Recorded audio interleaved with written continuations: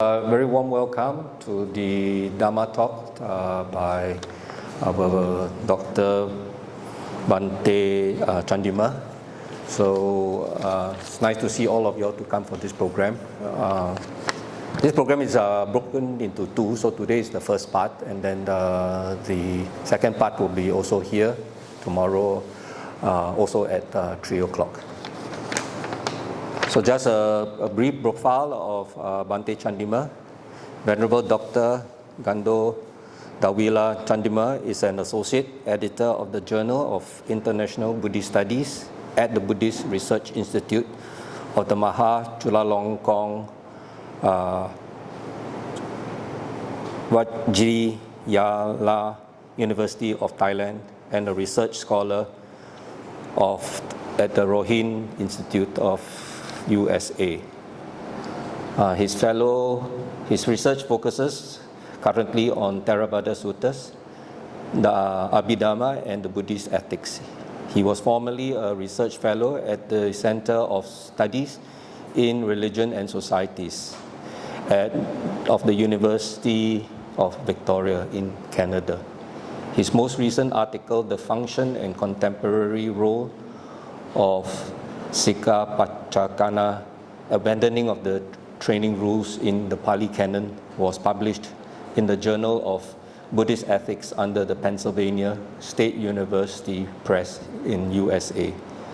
His works can be accessed at the following blog, patisotablogspot.com, which I've written up there. And for your information, Bhante's blog is ranked 58th globally in the 100 best Buddhist blogs and websites. So I think we are very fortunate to have a very illuminated Bhante to come to Singapore for the first time to partake in our Dharma program. So for the benefit of all of us, this is organized by Ti-Sarana Buddhist Association and the Buddhist and Pali College alumni. So today Bhante's topic or the Dharma talk is on why prayers don't materialize, a Buddhist approach. So I think this is a very interesting subject matter. I think in our Asian cultures we always pray, right? Every day we pray. Yeah, we pray for health, we pray for wealth as Chinese. So, and I think Bhante is going to give us a good perspective on, the meaning of doing all these prayers, and in particularly, that this, that actually it doesn't materialize. So it's actually a very, very thought-provoking, something I would say controversial. I don't know, maybe, but at least when I first saw it, I thought it's like, it kind of like jumped up in front of me and said, oh, okay. So, so without further ado, I would like to open the Dharma talk today to Bhante Chandima. Let us say sadhu, sadhu 3 times. Sadhu, sadhu, sadhu. Venerable sirs, brothers and sisters in the Dharma, very warm welcome to TBA premises here at 530 Road. For those who has not been here, we actually had our first part of the Dharma talk yesterday, and so today will be the second part of the Dharma talk by our Bhante.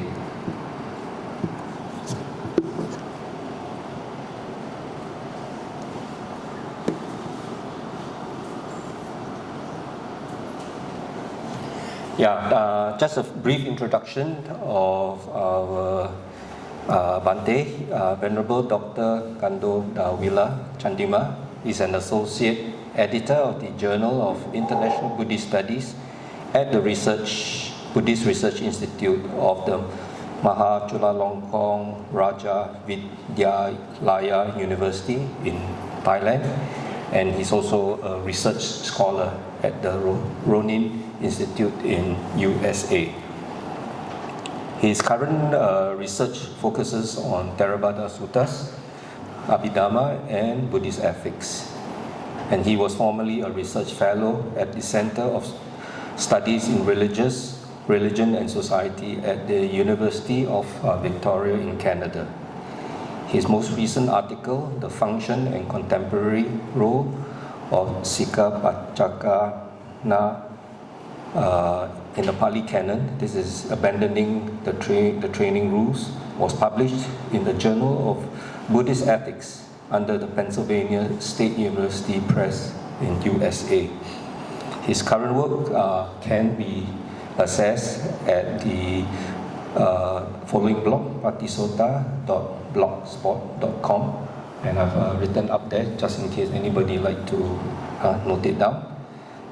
And Bhante's blog is currently ranked 58 globally in the 100 best Buddhist blogs and websites. And this was done by an international analytic company called FeedSpot. So Bhante has also written many books, and I understand from Bhante that 14 of his books has been translated to Japanese. So if any of you all got Japanese friends who would like to access good Dharma content, you can refer them to this blog. I believe it should be inside the blog itself. So and today's subject matter Bhante will be covering will be on Buddhist wisdom on creating blessings.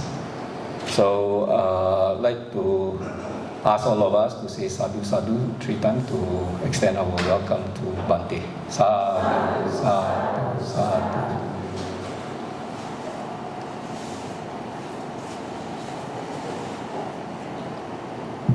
Thank you, Brother Devi. Yeah. Shall we be respectful of practice?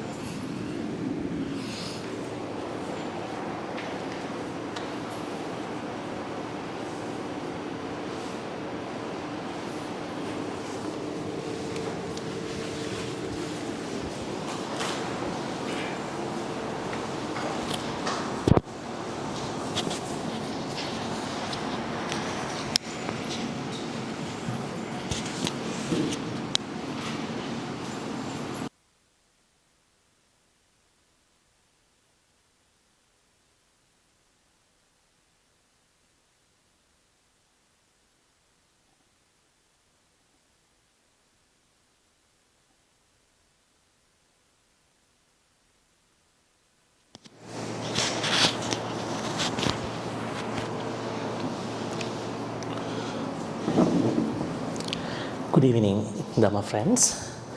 Very happy to see you again. I think some of you were here yesterday, and then some other new faces seems to be here. So welcome, and I think Brother David introduce the topic, and then my short bio. So before we get started, we are going to salute to the Buddha by paying homage. Namo tassa bhagavato arahato samma sambuddhassa. Namo tassa bhagavato arahato samma sambuddhassa. Namo tassa bhagavato arahato samma sambuddhassa. And our topic today is Buddhist wisdom on not blessings, creating blessings. Normally you understand that blessings seem to many of you something that you go to a vihara and then you receive the blessings from sacred, respected people, Sangha members and others. Even you go to a church, even you go to another religious center, you expect that it is coming. And yesterday we talked about prayers actually. Interesting, the other side of this topic, prayer. So we come to a certain point yesterday. The best prayer is the prayer that you are creating actually. At the end of the discussion we were talking, the Dharma practice will itself be the prayer. Isn't it? This is what we've been discussing. And now from that point onwards, we can bring that prayer into a blessing. Right? So we saw the prayer in multiple ways. One of the ways we saw was the practice. When you practice well, practice the Dhamma well, that itself becomes the best prayer. Because you can't be a wrong person, bad person and expect good things from anyone. Right? So we cannot bypass good things at a time that we are supposed to be good, to be eligible to receive good things from Triple Gem, Buddha, Dhamma, Sangha and Devanaga Mahitika. And then somebody asked a question, can the Buddha really help us? He already passed away. And our thought was, yes, Buddha as a person passed away. But when you are praying with your character, with your Noble Eightfold Path, what is happening is that the Deva, Naga, Mahitika, who were supporting the Buddha, who were supporting the Buddha Sasana, they can feel you and they can help you at times whenever you want. It depends. That is how it works. So anyways, prayer is an important part. Please do the prayer, but in Buddhism, early Buddhism, we have a way to do it. How are you going to do it?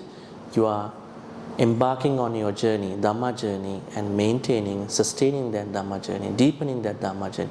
That is how your prayers that you are making going to be successful, going to be materialized. Right? And today, blessings. But we are talking about how to create blessings. First of all, we need to discuss what is a blessing to all of you. Maybe I would like to ask from you, because you would like to receive lots of blessings, right? What is a blessing to you?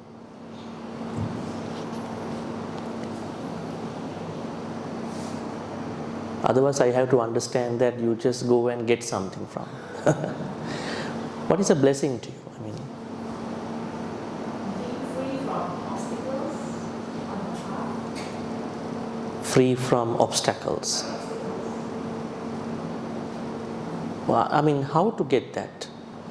How to get that? I think we all would like to be free from danger, suffering, sicknesses, right? But how to get it? I'm asking, what is a blessing that we have to get it? Listening to Dharma. Listening to Dhamma. Dharma discussion. Okay. If you go to your personal life, what is a blessing to you? In your personal life, initially, before you come to the Vihara, Buddhist temple, what is a blessing to you? Good things that we come to in a way. Good energy, good things. We want to be surrounded with good people, good things, right? Even the people we are always getting along. And the place where we are, and you have in your culture lots of such things. How do you call it? Feng even the architectural things, even the,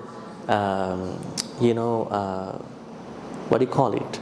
Iconometric things, even the structure of the house has to be eligible to get the blessings.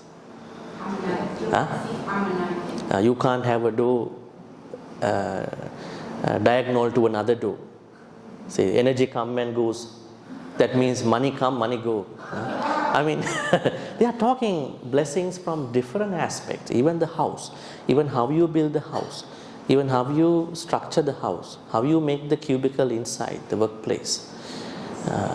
Even when they build a very tall skyscraper, They are letting the dragon to go through the building, creating a space to go to, let the dragon go. Not that energy has to be in conflict.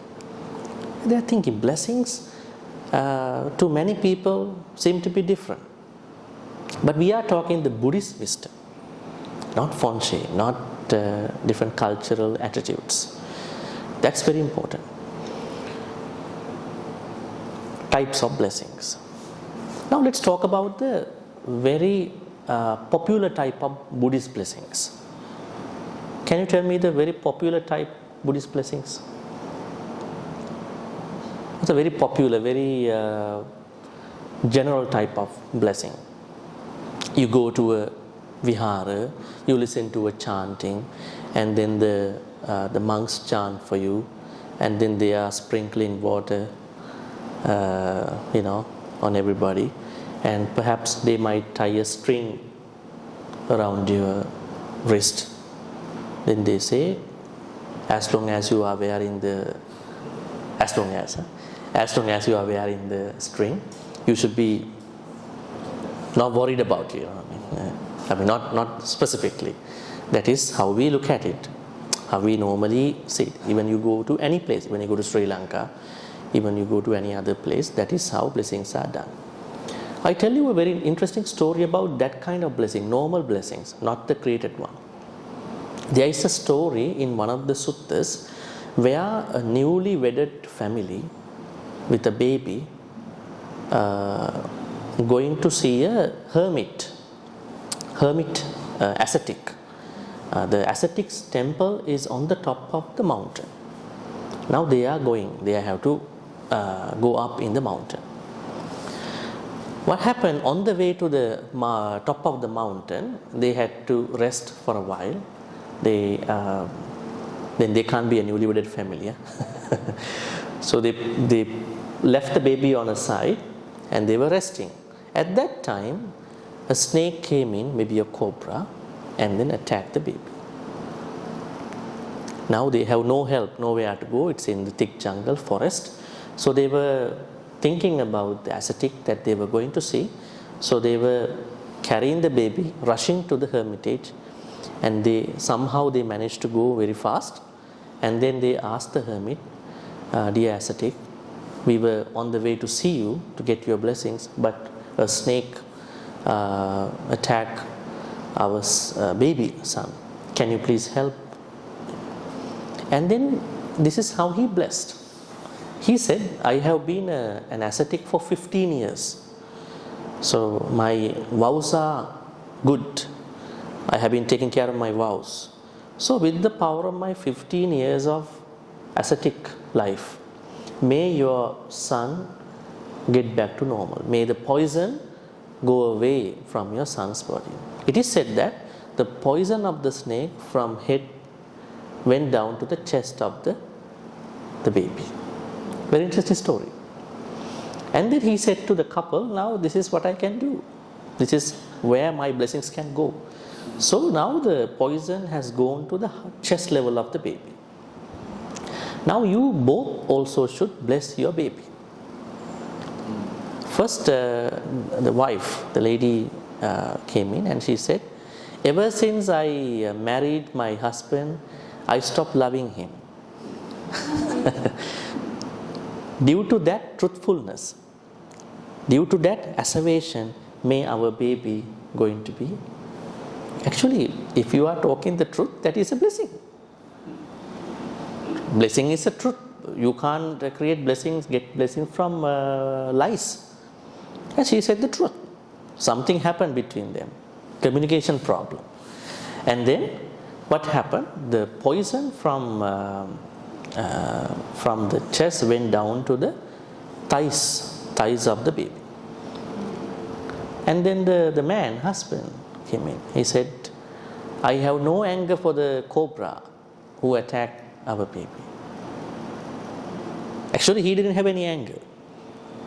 He was not angry about it. So, by the power of that truth, which I have no anger towards the cobra, may our baby get back to normal. And it is said that the poison from thighs went out from the body. Very interesting. So what does this mean?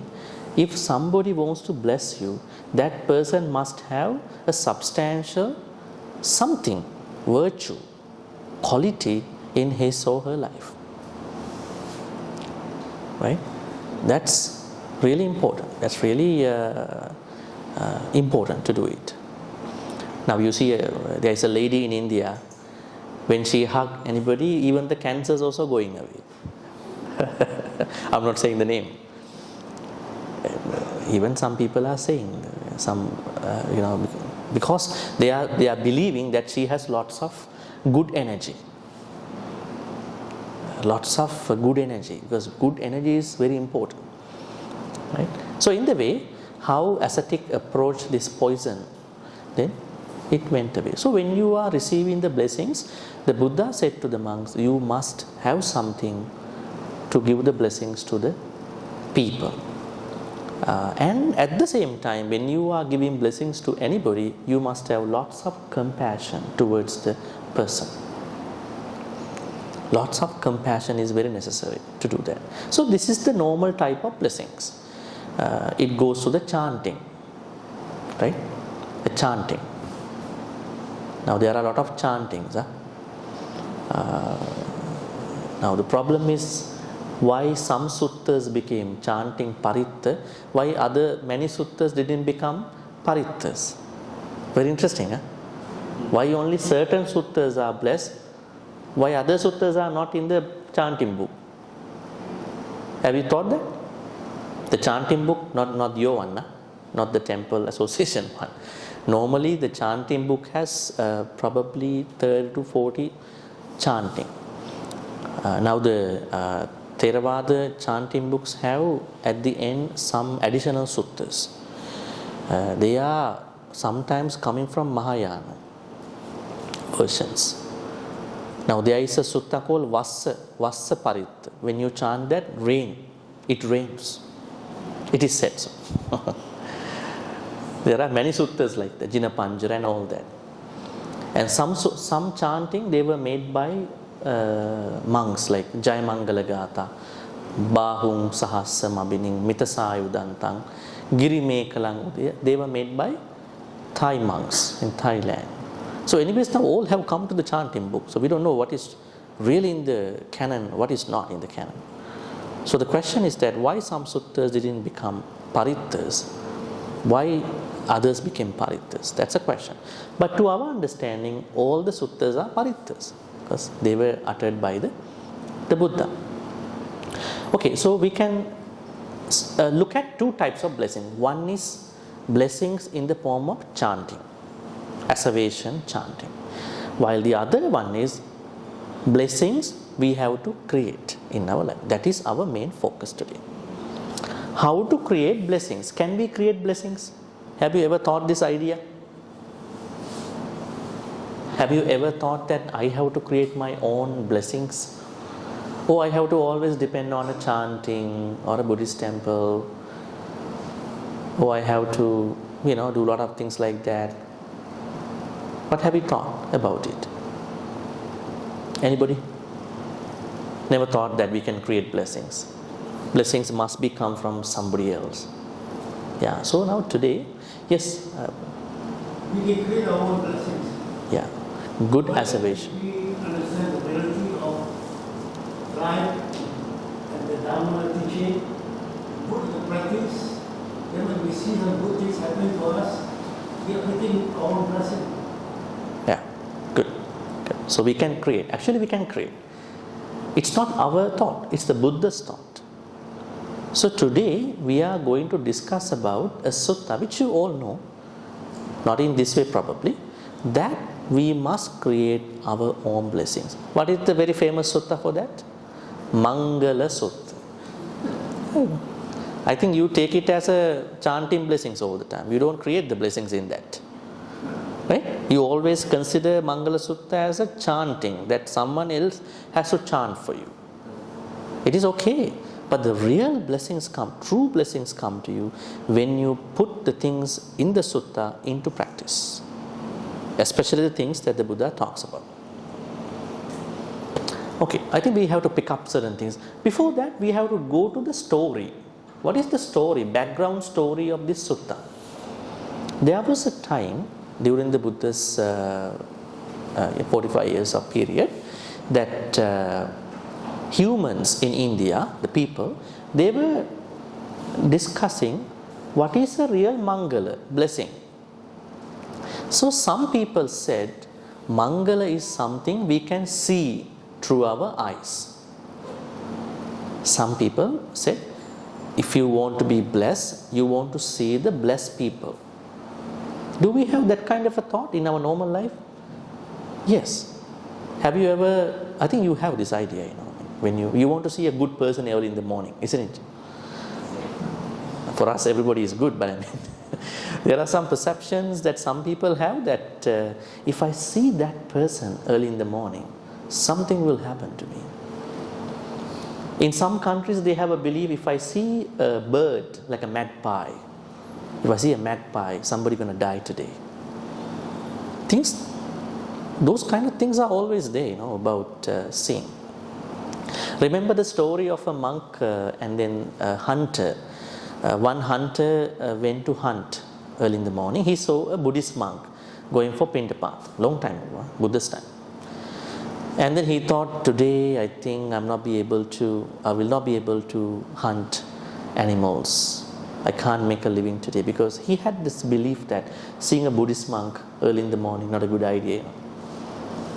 And he was with his hunting dogs. So what happened? Actually, he could not make any animals during the day. So he was not coming back home. He saw the same monk on the way. I was thinking, I think I won't have any dinner tonight because I see him again. So I had to do something for him. It's really a nuisance to me. So he chased his wild dogs to the monk. And then what happened? They were trying to bite him. He somehow managed to climb a tree. When he climbed the tree, at a certain point his robe fell down onto the hunter's body. So the dogs thought the monk fell down. And then he started attacking the hunter. So there was that kind of belief, which is not a true thing. Because sometimes if you set an idea to your mindset, this is bad, this is wrong, it will be bad for you. It will be wrong to you. Right? It's like if you have a certain idea in your family life, and you are always looking at your family life through that idea. You don't want to change yourself. Right? So, what happened? This seeing thing. So, people had a belief, even today, by seeing good people, they feel blessed. Actually, it is in a way a good idea. Sometimes when you see someone who you really like, you feel so happy that day. I'm not taking it a wrong way. It doesn't mean that when you see other people, your life on that day is not going to be blessed. So, people who believed that by seeing you can be blessed, they were having this idea called Ditta Mangala. What is it? Ditta Mangala.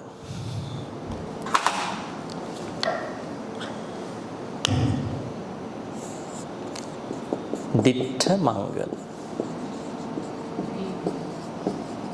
So they thought, if you want to be blessed, you must be able to see the blessed people by seeing.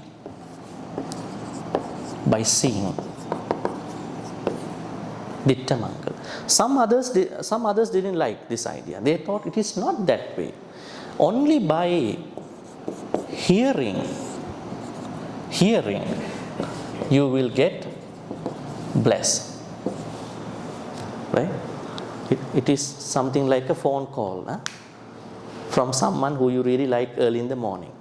Right? Maybe a song. Maybe, I think people are doing that. Early in the morning they play some, what songs are they? Morning vibes. They go to the YouTube, because I don't want to hear anybody. Just click on that video, that morning vibe. Some songs which have no voice, but the music is playing. So could be a Sutamangal, They think that is how we are blessed. Otherwise my day is not going to be really good. Some others didn't like these two ideas. They thought it's not by seeing, hearing you feel blessed. It's only by having the positive attitude. By thinking. By thinking you are getting blessed. Now what happened? Humans, people in India, they were quarreling each other. We believe it is only by seeing we feel blessed. Some others said it's only by hearing we feel blessed. It's only by thinking we feel blessed. Now this quarrel went up to the Deva worlds. Devas also started quarreling. They also grouped into three. Most of the Devas. Some Devas said, no, yes, it's right. We take this group, we take this group, we take this group. So finally this came to the Deva Sakka, Indra. Indra means same name of the Sakka. Then he saw his own, Devas were quarreling over as to what is the true blessing. So then he said, you don't need to quarrel. I send one Deva to the Buddha and then ask what could be the true blessing. That's why the sutta starting Evang me sutang ekang samayam bhagava savatyang viharati jetavane. This part was the background story. Anatha pindikasaram atako anyatara, one deva. Anyatara means one deva. Abhikkantaya ratya, illuminating the whole night. Abhikkantaya, abhikkantavanna, illuminating the color combination at that place. Kevala kappan jetavanang obasetva, by illuminating the whole jetavana premises. Obasetva, yena bhagavate upasankamitva. Approach the Buddha and then ask the question from the Buddha. What was the question? Bahu deva manusacha, many deva and humans. Mangalani achintyam, they thought about what could be the mangala, what could be a true blessing. Akankamana sottana, we are expecting what could be a true blessing. Bruhi mangalamuttam, please tell us what could be the true mangala. That's how the background story went. Now we are learning, I don't want to go to Pali a lot, but I will connect Pali time to time because you might not be very much, but you should be able to learn some Pali because some of you are from Buddhist and Pali college alumni. There is a Pali section, right? Anyways, okay. The Buddha said we have to create the blessing. The first blessing, there are 38. So what I ask you is that you have to spread these 38 blessings around your whole life. You might not be able to get the true blessings out of these 38 in one day, depending on your environment, your family background, right? Your conditions, your age, your health, your work life. So don't worry.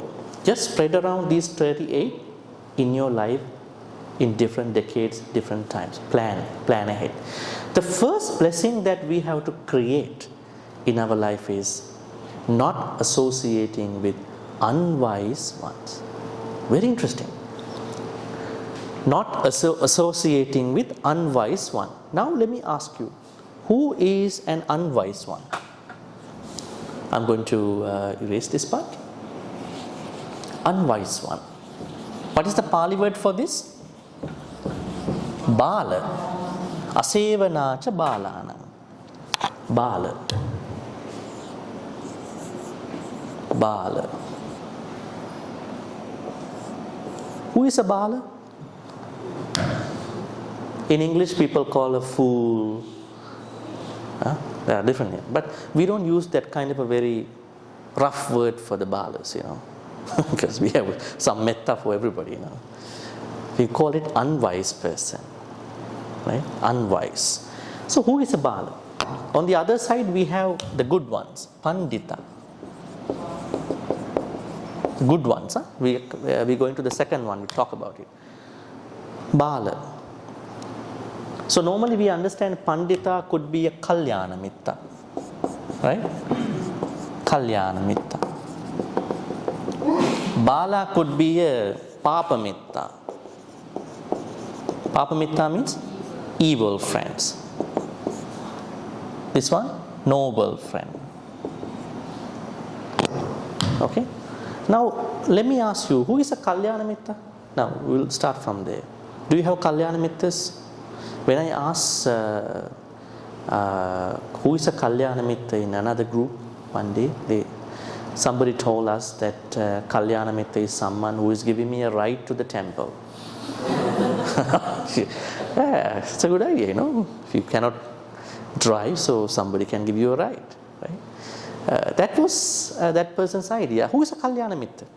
Today you're going to learn who is a Kalyana Mitta. Then we can understand who is the Bala, Papa Mitta, the polar opposite. There are 3 ways to understand a Kalyana Mitta. Always think wholesome thoughts. Always. By default, not by effort.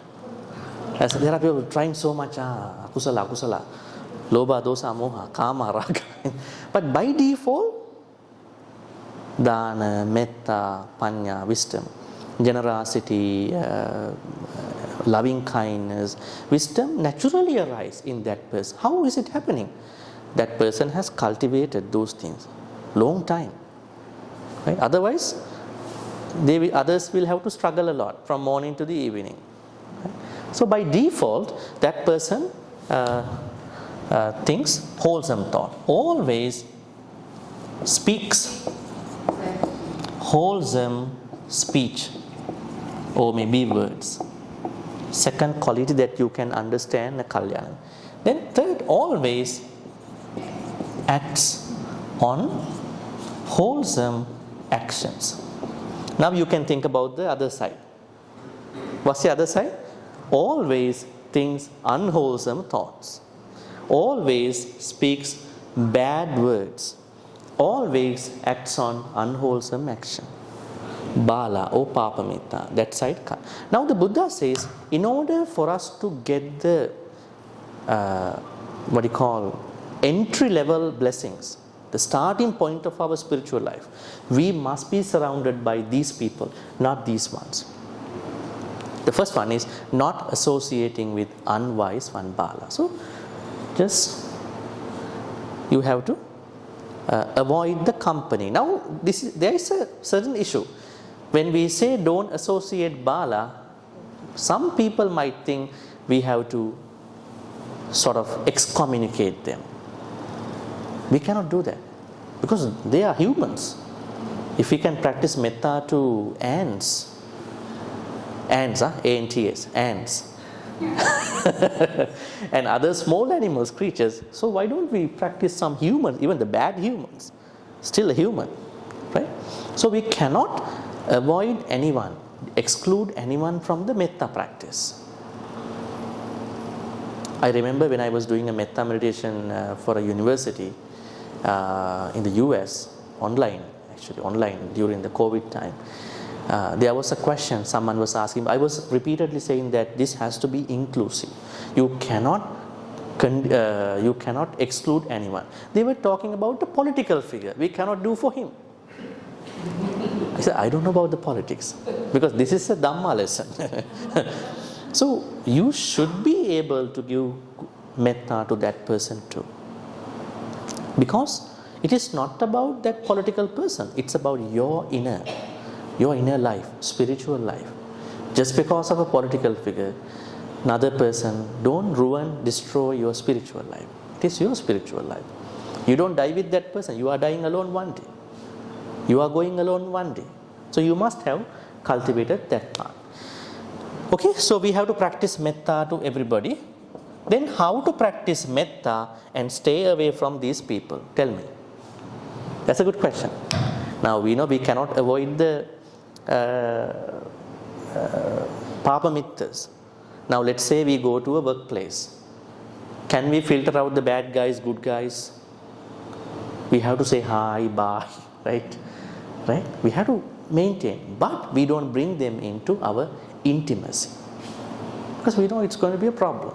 Already experienced a lot of bad experience. So in that way, we are staying away from them in a way we are not influenced by them, and then the second blessing is keeping the company of wise ones. Now, the Buddha said the number of Kalyana Mittas we must have at the very minimum. How many Kalyana Mittas should we have at the very minimum? At the very minimum. Huh? Now, if we have more Kalyana Mittas, it's better. But the Buddha said you should have at the very least, this many Kalyana Mittas.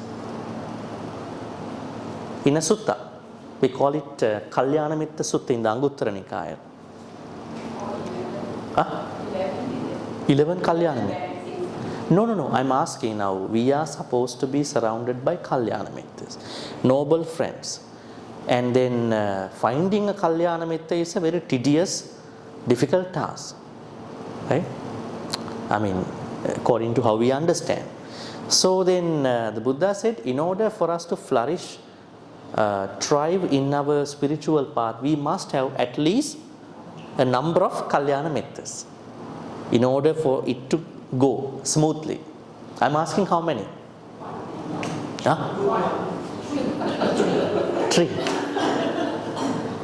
Three, okay. Is it a guest? Wild guess?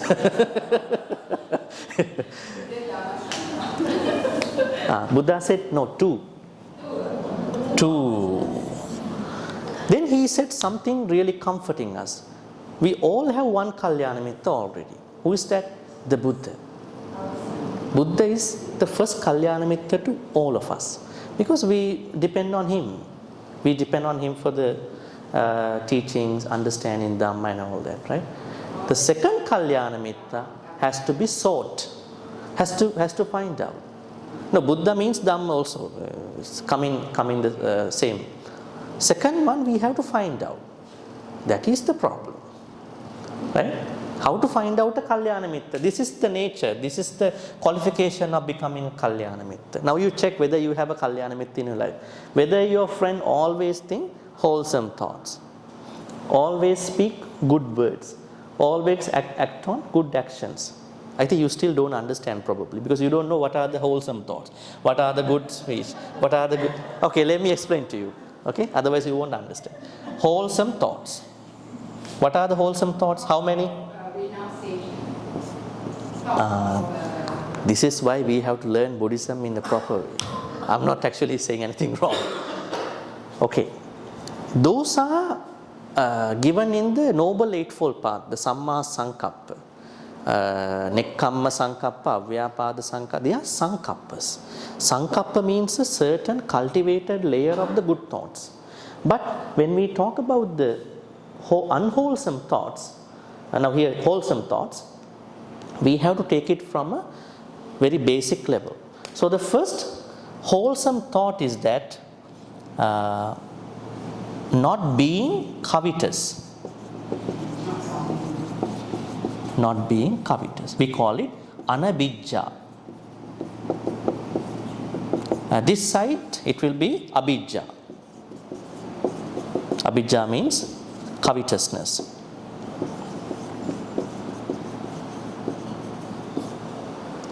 Covetousness means?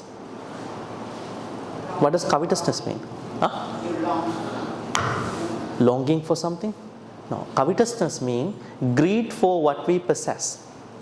What I possess, what you possess.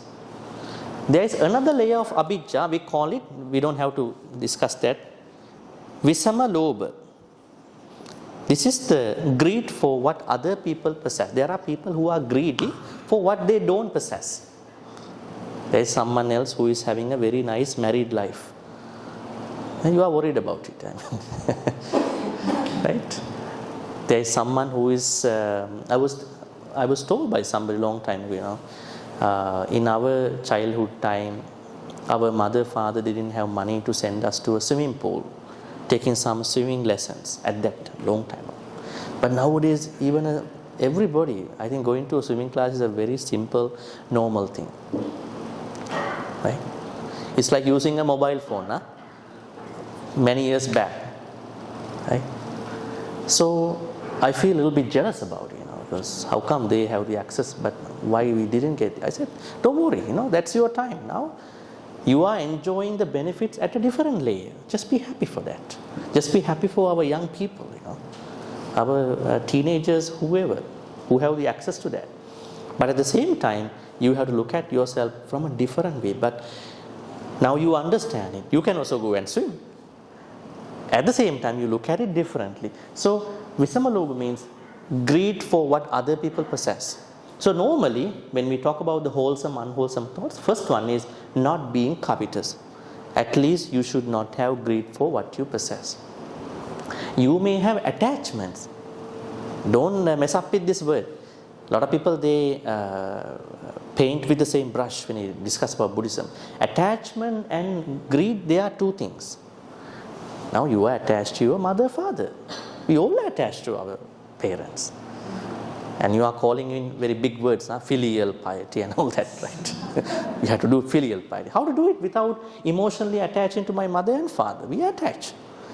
And not even to them. When you are married, you are attached to your spouse. That's not wrong. Children, yeah, children. And some people, they even they take one step further. They attach to their work. Workaholic. Then they go to a certain other level. I say that you shouldn't be Dhammaholic one day, Don't be that holic in Dhamma, Dhamma is something to use, not to be holic. Yeah. So attachment, I'm saying attachment is very general. I mean, that's how we are surviving. But don't bring your attachment to a greed. What do you call? Abhijja. Then you control people. You manipulate the other person. You limit that person's freedom. That is greed. That is the problem initially. Then the second wholesome thought is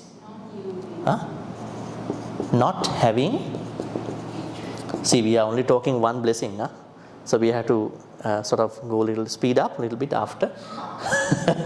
Otherwise, we will have to talk many hours about this thing. Yeah, not having ill will. Ill will means anavyapada. Ill will means not having ill will, not having thoughts of destroying other people, character assassinations, destroying others on social media. Even sometimes you perhaps may have shared false information on the internet. Long time ago, social media had a lot of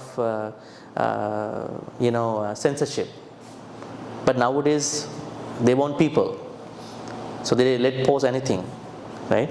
So ill will is a bad thing. That means having thoughts to destroy other people. So you are not having any thought of destroying other people. Do we get these thoughts during the day? Have you ever felt that I want to kill somebody? But you don't show to other people. So I'm asking a question because Buddha is Arahang. Arahang Samma Sambuddho. Arahang, one interpretation of Arahang is Buddha never kill anybody even in a thought. Secret. So how many people you have killed secretly? Tell me. How many? Just be honest, otherwise you can't practice Dhamma. When you are angry, you can't tell other people because they will be mad too. Right? These are, because we are, then by effort we are going to get rid of this issue. The opposite of this issue. But Buddha naturally, by default, there is no such a thought arising. We have to go to that level one day. Right? Okay, that is not having ill will, anvyapada. The last one is sammaditthi. We call it right view. Right view means sammaditthi. Now your kalyana mitta must have these three at the first level. Always someone who is having wholesome thoughts. How do we know? Can we know what other people think? Then we should have telepathy, read the other person's mind. But we can feel, how they give ideas, how they talk to us, what are their thoughts, what are they sharing with us. We can understand what are they thinking, Okay, this is the thinking aspect then. So there are three thoughts, good and bad. What about the speech? Speech. How many good speeches are there? Huh? Yeah, how many aspects of the right speech? How are we going to improve our right speech? Huh? Not to speak vulgar words. All form is that. Yeah, sometimes people can hurt you pleasantly, isn't it? It's not always pleasant words. Sometimes there are people who are mocking us sarcastically in a very pleasant way. But at the end of the day, you are thinking, oh, really? I was so insulted by this person. You never understood at that time. So we are asking here, what are the different types of right speech and wrong speech? So there are 4. No lying. The first one? Not lying, No slandering. not slandering, No harsh words, harsh speech. Then not No ideal thoughts. gossiping and idle chatting.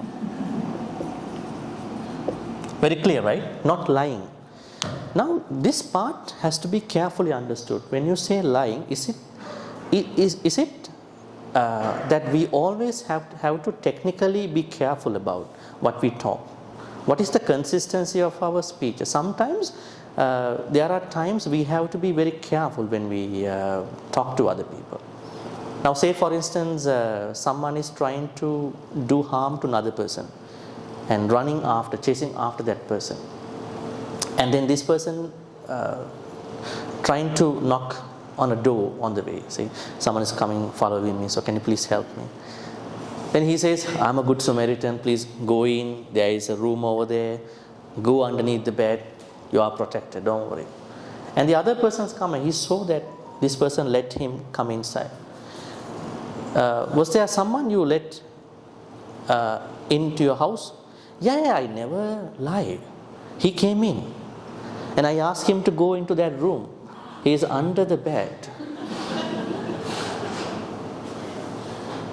Yeah. Is it bad? What do you think? What do you think about what that man is doing?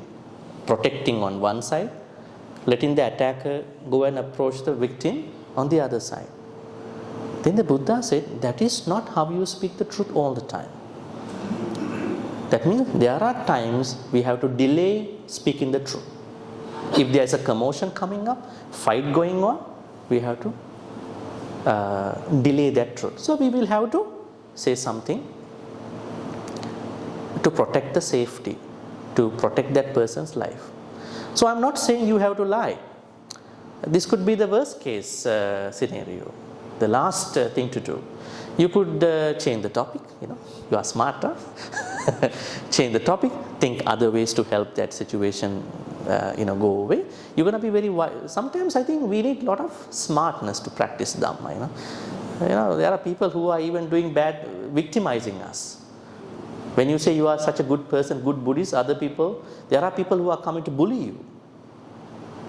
Just because you think that you cannot go away from that person. You can't let other people bully you in Buddhism. I tell you another story at the end. Because otherwise they come and wash their feet on your head. You have to avoid that, I will tell you. So at that point, he should not go beyond. He has to go beyond the technical truth. So at that time, he has to protect that person. Normally, we are supposed to speak the truth. But at times, we have to understand how to speak the truth. How to talk to other people. Second is slandering.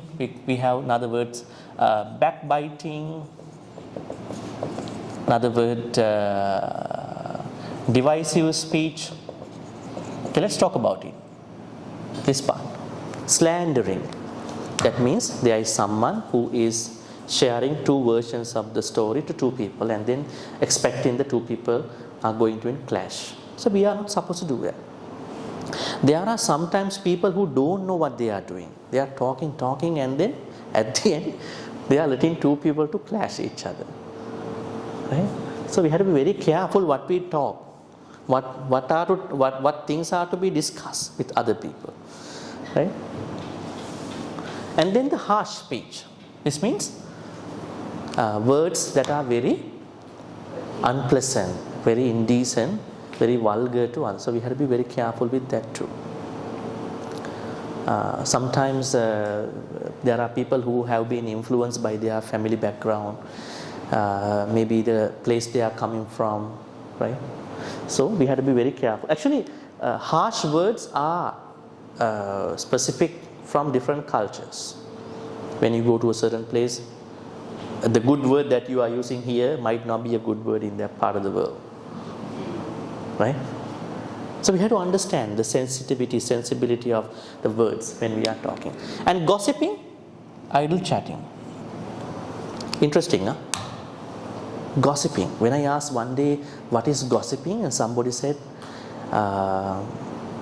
the speech words that are beneficial to the other person, then that is not gossiping actually. Right? How to stay away from gossiping? But we have to talk beneficial speech. Beneficial.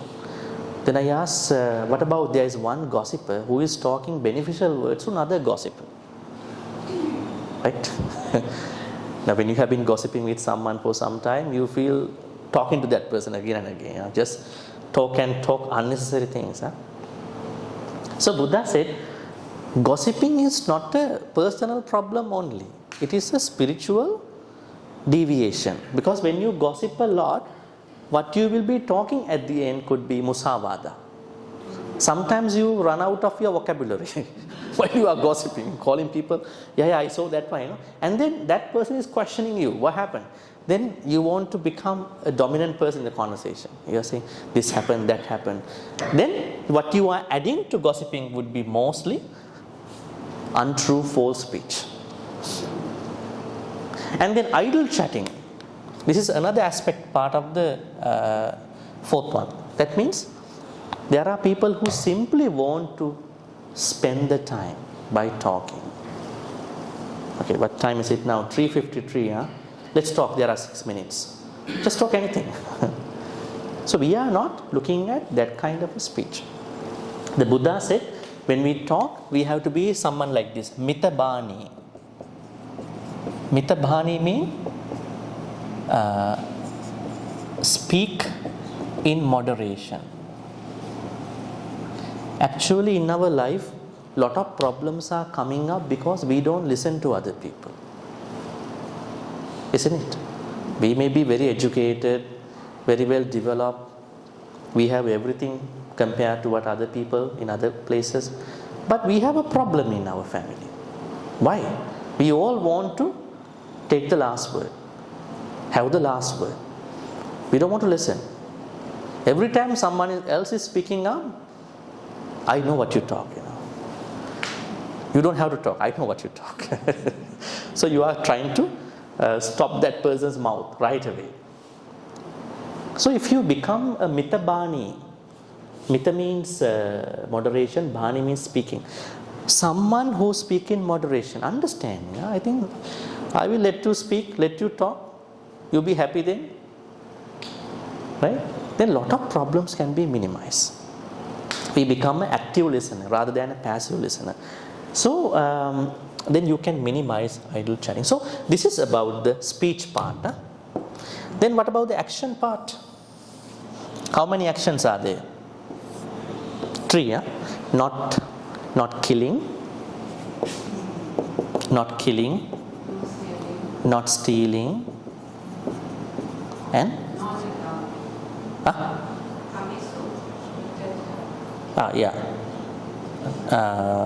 sexual misconduct. Okay, so these are the wholesome actions that we are supposed to have, that you have to see in your Kalyana Mitta's characteristics. Okay, now you can spot a Kalyana Mitta in a very easy way. The easy way is that you have to make sure whether this person thinks wholesome thoughts. We cannot right away know, but we will understand when we are with them. and that person speaks good words, those 4 good words, and acts on these 3 actions. I tell you something very interesting. Why there are 3 good things from the mind, 3 good things from the action, why there are 4 good things from the speech? It is the same thing applies to the other side. There are 3 bad things from the mind, 4 bad things coming from the speech, and 3 good things coming from the action. That means we make a lot of akusalas from the speech, or lot of kusalas from the speech. If you take care of your mouth, you are the one who is processing your Dharma journey very well. So people do a lot of akusalas with their speech. Look at what is happening outside in the world. Starting from, somebody from different level and to the other levels. So we have to be very careful. Okay, now in order for you to get the blessings at the first level, not associating, you are not going to associate the opposite side of these, and you are going to be associating the good one. So is this happening automatically in our life? I don't think so. So we have to find these people. Sometimes there are Kalyana Mittas who don't want to become friendly with us.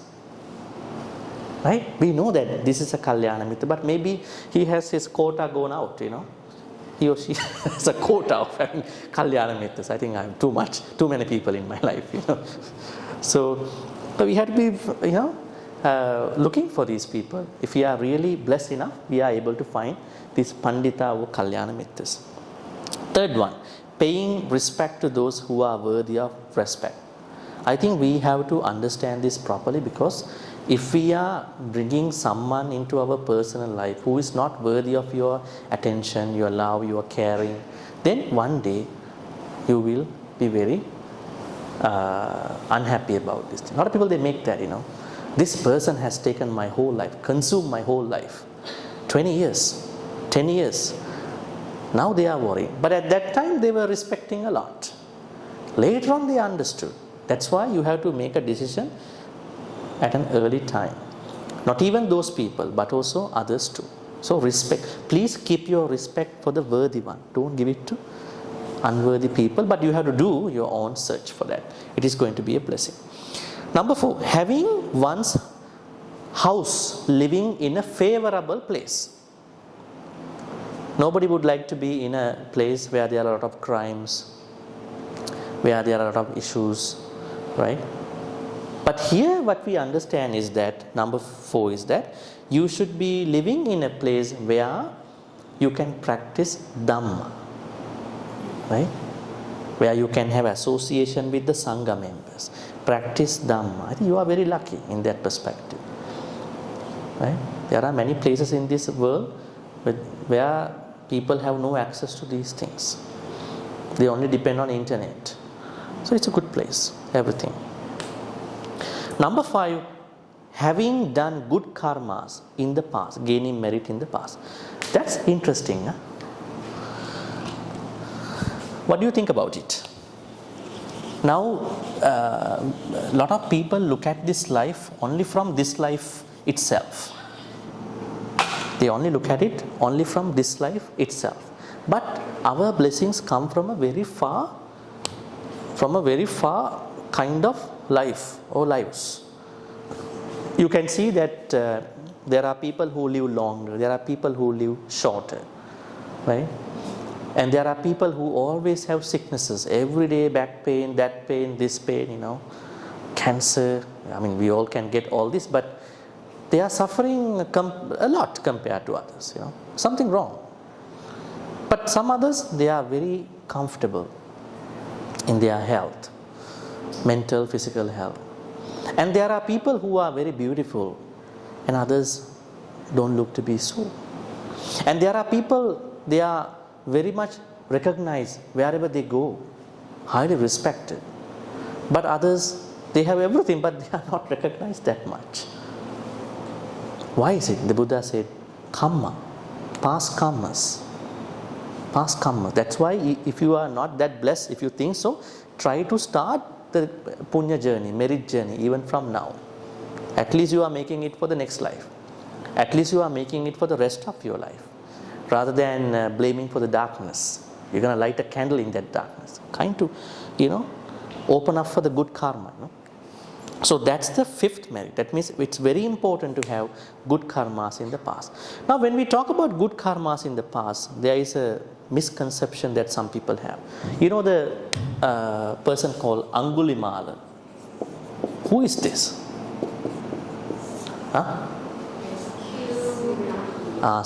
A very genius student who killed 999 people because he can get only one finger from one person. Why? Actually, is this his real name? What is his real name? Ahinsaka.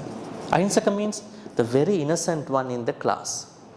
The very innocent one. Non-violent. Not a nerd though.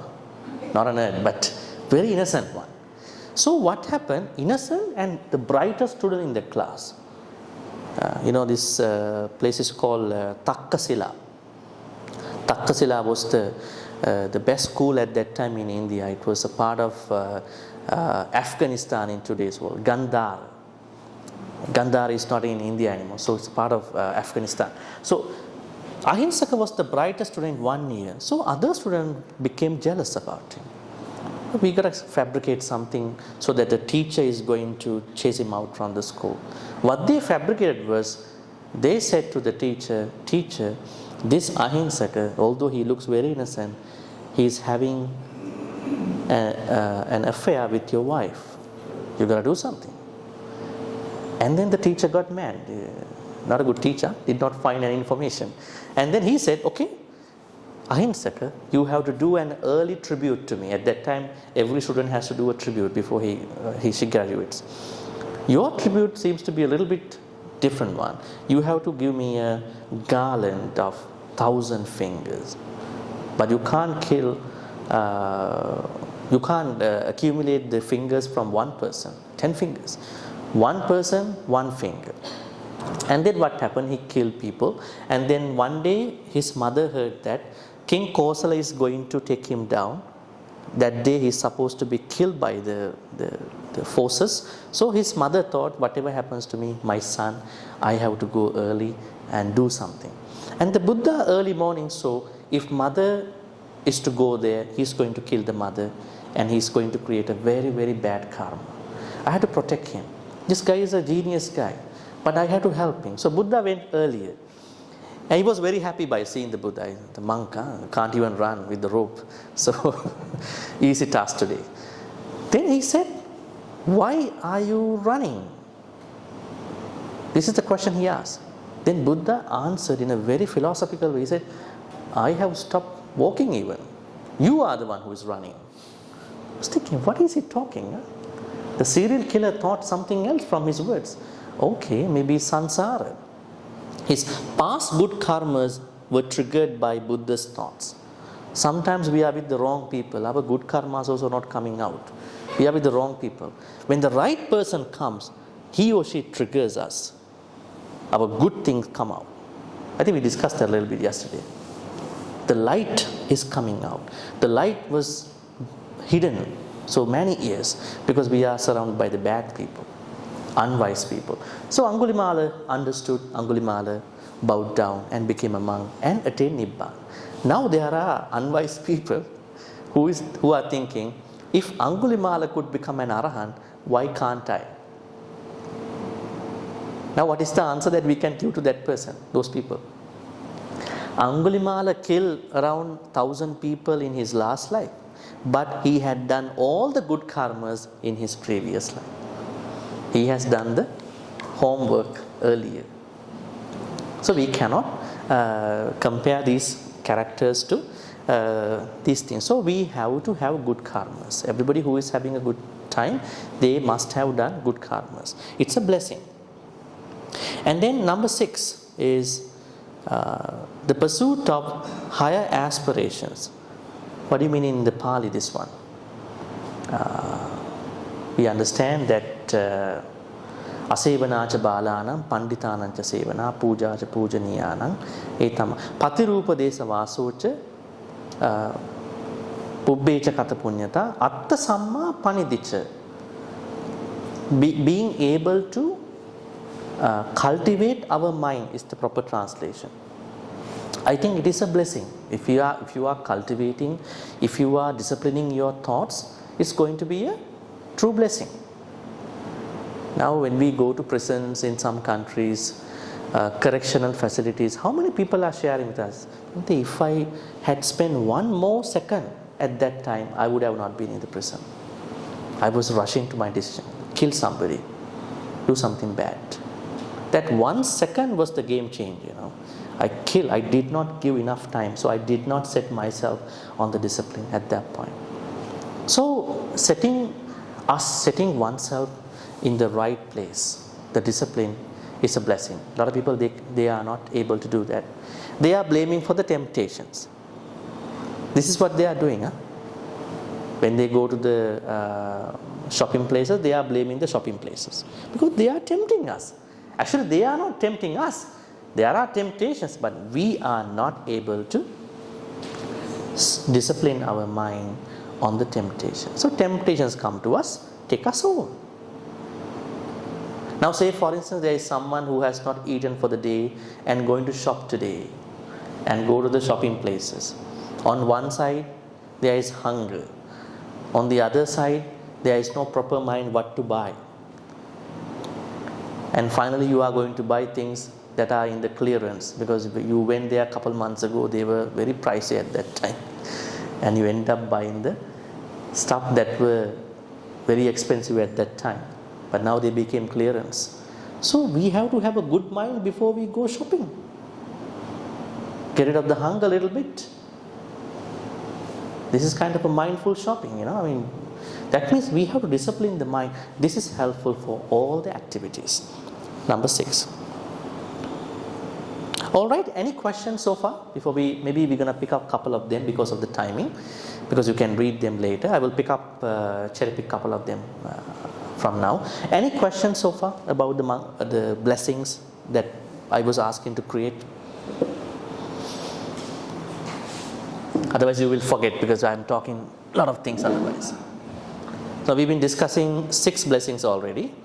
Kalyana Mitta, being with Kalyana Mitta, not being with Papa Mitta, respect the right person, being in a good place to practice your Dhamma path, having done good karmas in the past, then setting our own thoughts on the proper things. Or anything else so far?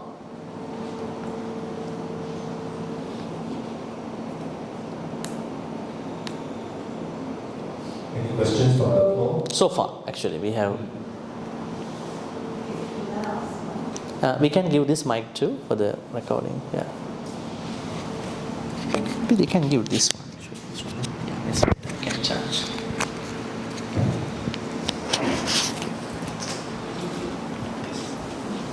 Gotta hold this. Yeah. Okay. Pardon me if I don't pronounce the Pali words because I'm not a very studious person. Okay.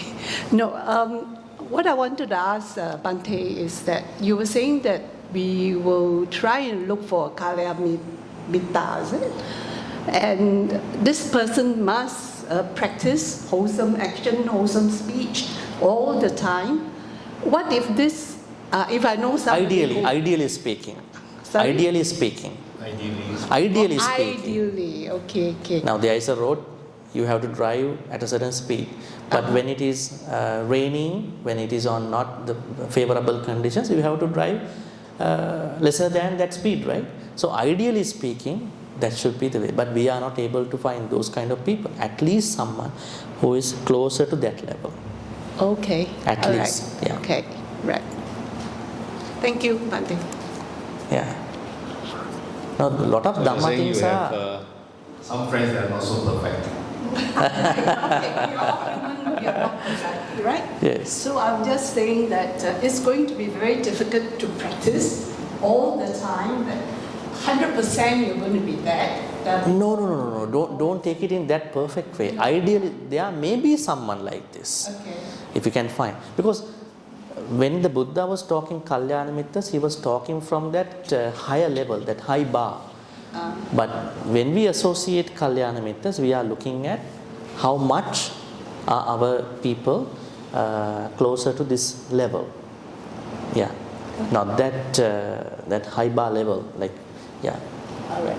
Thank you. At least our Kalyana Mittas should have some sort of these characteristics. These qualities, yeah. Yeah. Okay. At least to a certain so level. it's not so difficult in that sense. Now, my suggestion to you is, have you ever known that these are the qualities that you should look for in your Kalyana Mittas? Was Okay, it? I don't look for, but I strive to be like that. But as I said, it is humanly impossible to be 100%. So No, I'm asking, have you ever understood that these are the things we have to look for in somebody to call a Kalyana Mitta? Or is it today that you learn all this? Okay. I mean, for all of you. Yeah. So then, I think then that itself is a good thing to learn today. Okay. And now you can navigate your Kalyana Mittas through these frameworks. Sure. Yeah, Thank you. yeah. All right. Any question? Otherwise, we're going to continue. I guess my input will be that you become a Kalyana Mitta to that person.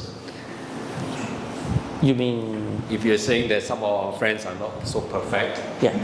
sometimes they falter, sometimes they do not so good things, then you become the Kalyana Mitta Yeah. to them. You know? No, you can become, but she also needs a Kalyana Mitta too. So it works like and the person becomes a vice better versa person, actually. becomes a better person. Yeah, sometimes over what is happening is that in the normal community life is that we have to become Kalyana Mitta to all of the others, but they are not becoming the Kalyana Mittas in the way how we expect through the frameworks. But they all are helpless, hopeless, because they want the Kalyana Mitta from us. So that's why it's a challenging task. But one day it can bear fruit. Because if because one day what is going to happen, either we end up with a bad friend, Papa Mitta, or find out a Kalyana Mitta to end up the life. This is what is happening one day. All right. So there are many other blessings that we have to create. Number 7 is learning. Being rich in knowledge, not even the Dhamma. This is important too. Actually, even when you learn the Dhamma, you have to learn in the proper way. Let me tell you, this is very interesting. I think for the people who are studying Dhamma, there is a sutta called Alagadupama.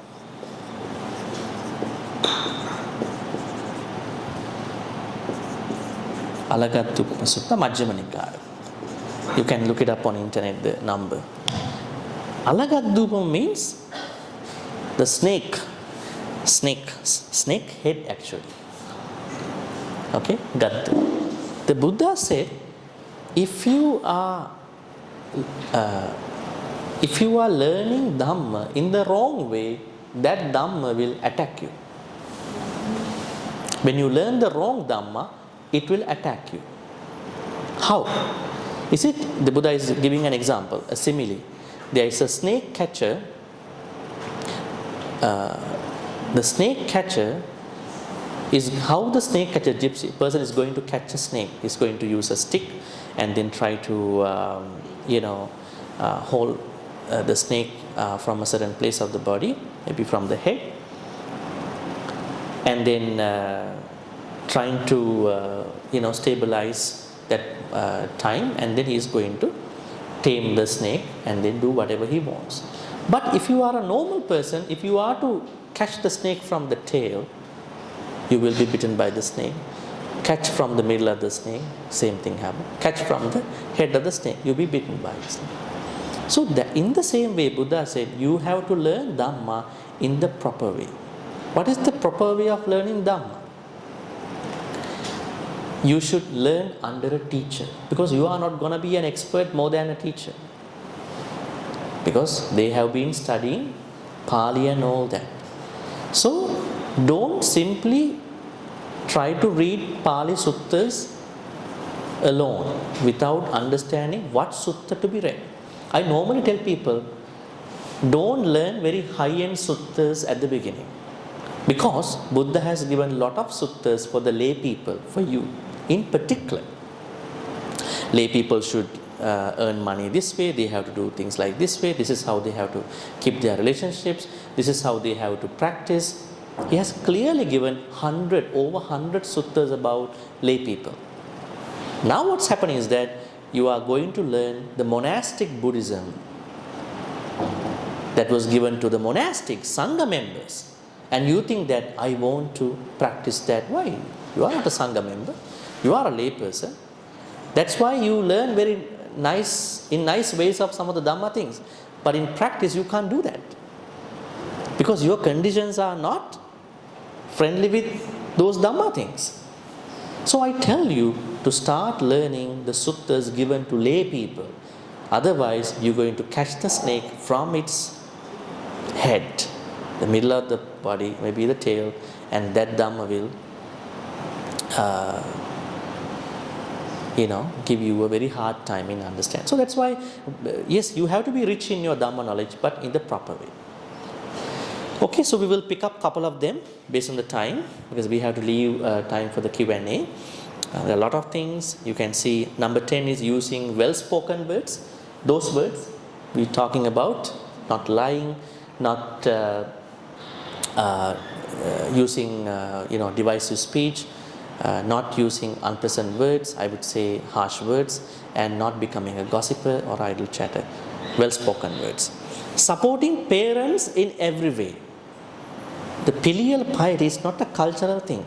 Why? The Buddha said, taking care of your mother, father. My mother, calling my mother is a special person, my father is a special person, is a part of the first noble path factor, which is called as Samma Ditti. Because they are the great sources we can feel lots of gratitude every day. There are people who came to our life later on.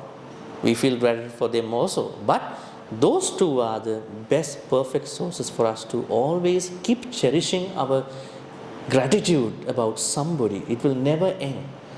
Two best sources of practicing gratitude. The Buddha also said they are punya ketta, field of merit. Anuttarang punya kettan lokassa. Sangha members are the unparalleled field of merit. But there are two others before them. Mother, father, Sangha members. And if you are someone who is not taking care of your mother, father in your way, in your best way, and you are going to take care of the Sangha members, you are not practicing this properly. First mother, then father, then Sangha members. It has to go that way. So it's a blessing, it's a created blessings. Not even that, caring for the family. If you are married, even if you are unmarried, you have a relationship, invest in that. Compromise at the proper time. They are all blessings. We all would like to talk about our rights. I want to have this thing, I want to feel loved. But are we doing the same thing to the other person? Right? Like you said, we are looking for Kalyana Mittas. Are we setting us as a Kalyana Mitta to other people? Yes, that's a good way to look at too. So caring for the family does not happen automatically. You have to invest, compromise, sacrifice in the proper way. Unconfused actions, no unconfused action. There are people who do a lot of confusions, right? It's like a driver who is going to turn the right signal, and the following driver thinks this guy is going to turn to the right side, the next road. But at the end, you are not turning to the right side. You are going straight, right? See, people do these things in their normal life. They are telling something but doing something else at the end. We should not be that kind of people. If we make a promise, we're going to fulfill that promise. We're going to be very, trustworthy people anywhere, among family members and anywhere. Generosity, we have to create that blessing. And then you can see here, number 20, to avoid intoxicants. That is a very interesting topic. Intoxicant. What is intoxicant? May I ask you? Intoxicant. Do you know something related to intoxicant in your precepts? The fever. Huh? The fever. The last one. Yeah, last one. What is the last one? Sura Meraya Majja Pamadattana Veramani Sikkhapada. What is that? Huh? What is that? Avoid intoxicants. Drinks. That means, can somebody tell me how do you look at it? Because it's your own precept. Intoxicate mind. So as a layperson, can you avoid intoxicants all the time? To be honest? Huh? Tell me the truth. Because we are talking our own inner Dhamma journey, not like sophisticated bombarding Dhamma things. Depends on what? Their career and job. That means we will become intoxicant depending on the job. That's pretty bad, you know. I mean, okay, in every job you have to socialize a little bit, you know. Socialize, and then drinks are there. What is the true meaning of this fifth precept? Let me write for you.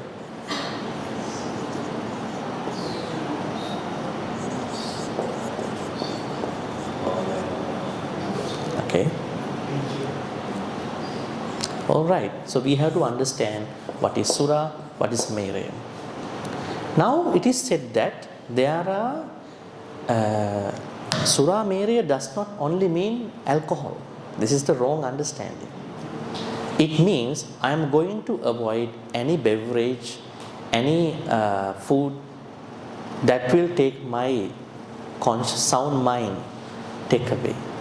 That means all the food, all the beverages to an extent where you are going to lose your sound mind, where you can't make a good judgment about what's happening now. You're not sober anymore. This is how the Buddha said. Sura means fermented stuff. Fermented stuff means, now we basically we take rice and flour. Are these always going to be fermented? I take for instance the bakery products, even a bread. There are times that these bakery people in some places, they are now making very fast bread. They don't let it be fermented. When you eat, you feel like gastritis. This fermentation was not enough. Now, the Buddha said, when you eat rice a lot, you will have a certain problem. We call it Batta Sammada. Batta Sammada means rice intoxication. Have you ever had this one? Huh? That means you are not eating rice. Maybe you are eating something else. When you eat a couple of plates of rice, you feel certain like sleepy, drowsy. Yeah. Yes. That is called Batta Sammada, which is a part of the Sura. This also can happen when you eat some bakery products which is too fermented, over fermented, depending on your level. That intoxication happens from you feel you doze off, you feel sleepy, drowsy, you can't do anything, right? Then the wheat flour side, fermented. And Meraya means concentrated drinks. What are they? Those superficial drinks, all those ones. All those superficial drinks, concentrated ones. Now the problem is, did the Buddha ask to avoid us eating rice? Is it possible? Did the Buddha ask to eat stay away from all the products from the bakery products? Did the Buddha ask people to avoid concentrated drinks? Now say for instance, when you catch a cough, you are feeling that over-the-counter medications don't work. Those cough suppressants, those lozenges, forget about them, they are not working for you. Then you approach a family doctor. The family doctor says, now your cough has gone into a certain level, you cannot depend on these over-the-counter medications. I give you a prescribed cough syrup. But the problem is, you cannot take it during the day. You can only take it just before you sleep. and you are asked to avoid driving and doing all machine operating machines and all that. Now what's happening? There is alcohol percentage in that cough syrup, and the cough syrup put you to sleep and then going to attack the virus or bacteria in that particular cough. And then after a couple of times you feel better. Then if you are practicing Suramereya, you can't take that alcohol too. You must avoid it. Right? Let's say when a virus came into the body, it's a virus, it's an organism. I have to practice metta to coronavirus, you can't do anything, right? I have to practice. It's a flu, but I know flu means there are some organism happening, microorganism, some beings. If you are avoiding attacking any cockroach, rat, ants on the floor, why not the virus? Then I am not going to kill any virus because I have to practice metta. Now what would happen to you after that? What is going to happen? Choose whether you want to save you or so. That is why Buddhist people are supposed to act intellectually wisely. We are not Jains. Jains, their practice is a little different. When they walk, they say, no, you cannot walk. Just sweep the floor and then walk. Bring a broom wherever you go. Yeah. Is it very practical for us? It's not practical for us, but for them it's very practical. And they said, don't wear any clothes. Let's be naked like we were born. Because then we are not attaching to our clothes. No attachment to the clothes. Because people buy branded clothes. So much attachment, greed sometimes. But why are we wearing clothes? Is it just for beautification? No, we would like to feel good about us. Right? So we are not going to this kind of extreme level. So when we got a cough, have a flu, we understand I have to take care of myself. Because when I take care of myself, I can practice my Dharma journey. And I can help other people. It's not that I'm going to kill the virus. But the problem is, there is someone now who got the prescription from the doctor. Now tonight I'm going to take that syrup, thinking, okay, 2 spoons of syrup I'm going to have. I know all the bacteria should be killed right away with this medication, thinking that they must be killed. That can create akusala, because your plan is to kill them. But if you take it in the other way, no, I have to get well, otherwise I can. Because when I'm sick, I cannot practice my Dhamma. When people are sick, they become grumpy, they become impatient, annoyed, even for a small thing. I have to get back to my normal life.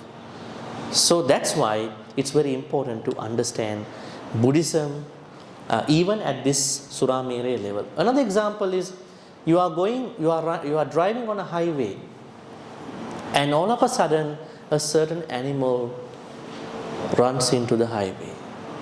A lot of cars are coming behind. Maybe not here, another country. And then now you are a Buddhist. There are people who are not Buddhists although, but they want to become Buddhists at that point, on the highway, And then, okay, I cannot, run him over. I had to stop. Then, by legal provisions, you can't stop your car. You can't jeopardize other drivers just because there is an animal came, like a certain animal came to the road, because other drivers are going to crash onto you. So in Buddhism, we understand we have to go because we are trying to save, but if we cannot save, we have to go. So our Buddhism is very wise kind of. It's not like you are going to see each and everything, So Suramereya means you are going to stay away from unnecessary amounts of fermented stuff and the concentrated stuff. So to avoid intoxicant has to be understood that way. We are going to avoid intoxicant. Now let's say you have a very bad knee problem. You're going to see the doctor. The doctor is giving a narcotic, a prescribed narcotic. But there is someone who is going to buy this narcotic from another country and become drug addicted. That's a different thing. So medical reasons are there. So we have to understand this 20th blessing is a created blessing. What if there is someone who is going to a socialization party within the workplace and say, I'm going to drink a lot today? Surah mere. But there is someone who is joining a social party because he or she cannot avoid that. If he can or she can, she is avoiding. But if she cannot, she or he is taking some amount of that. But she understands, I am not going to be drunk. I am sober. That's a different thing. Okay, so it's a blessing. Alright, so there are many. You can see humility, contentment, gratitude, patience, compliance, even seeing the monastic members. These are very important. Number 26, hearing the Dhamma at the right time. Oh, there are people who are hearing Dhamma at the wrong time. They are cooking and then listening to a Dhamma talk. How bad is that, First cook and then listen to a Dhamma talk. We have no time otherwise. Where is your respect? So we have to get ready for the Dhamma talk. It's not that you are driving on the highway listening to a Dhamma talk. When you drive, focus on driving. Mindful driving. Samma sati. Right? When you listen to a Dhamma talk, get ready. Because after the Dhamma talk, you have to do something. You have to put into the practice. Right? And then hearing the Dhamma at the right time. Also, 30. Discussing the Dhamma also at the right time. There are people who are going to discuss Dhamma at the wrong time. In a party, socialization place. That's not the proper place to discuss Dhamma. You have to be purified in yourself and then talk about Dhamma. Right? You have to give some respect for the Dhamma. That's how you are creating a blessing. Right? So all these are blessings, as you can see. Even attaining Nibbana is also a blessing. All right. So you can read more information by just looking up Mangala Sutta.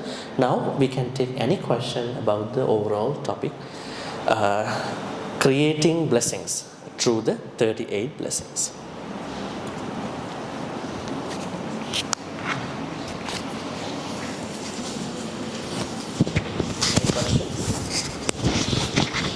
Yes.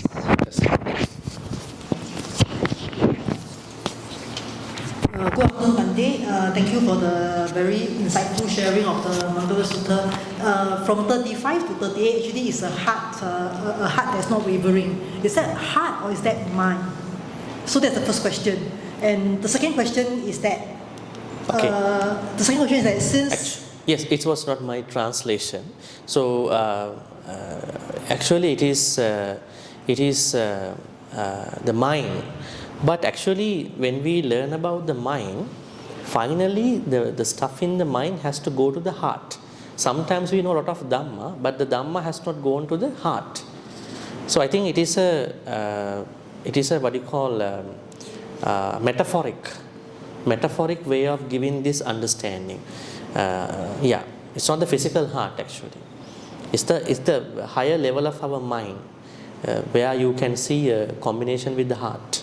Not the physical heart. And the second question is really about, since the mind is always flickering, the mind is a very unstable mind, then how could we achieve that state of sorrowless, as well as that sense of security?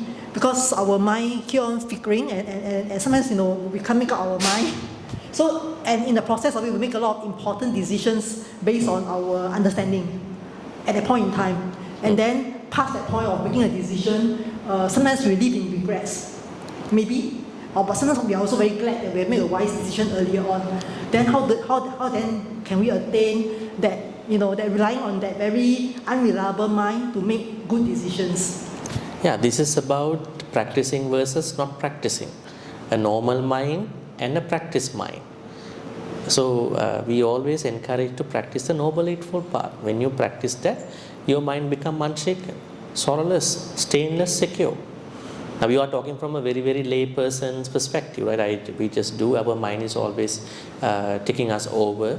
Because if we cultivate the mind through the Noble Eightfold Path, that mind gets its proper gears from the Buddhist perspective. That mind can help you cope up with all the things that you said just now. It is the practice of the Noble Eightfold Path, which is a combination of all the Buddhist things. Samma Ditti, right view, Samma Sankappa, right thought, Samma Vacha, right speech. See, it includes everything.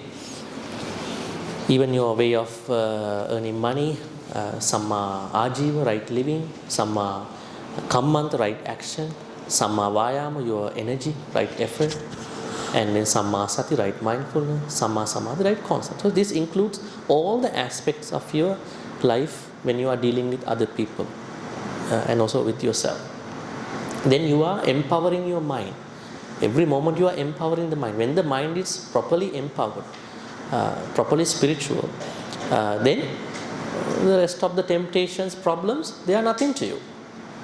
But as long as you are not doing that, everything that comes from outside turn into become a very big issue to the life. All right. Okay, so we were talking about Buddhist wisdom on creating blessings. I think it's a new thing probably for you, the way how we look at it. So we have to create our blessings. Nobody is giving me the true blessings. Yes, there are blessings. If I want to be really blessed, I have to create my own blessings. So I think down the line you can see a lot of aspects, a lot of areas that you need to work on.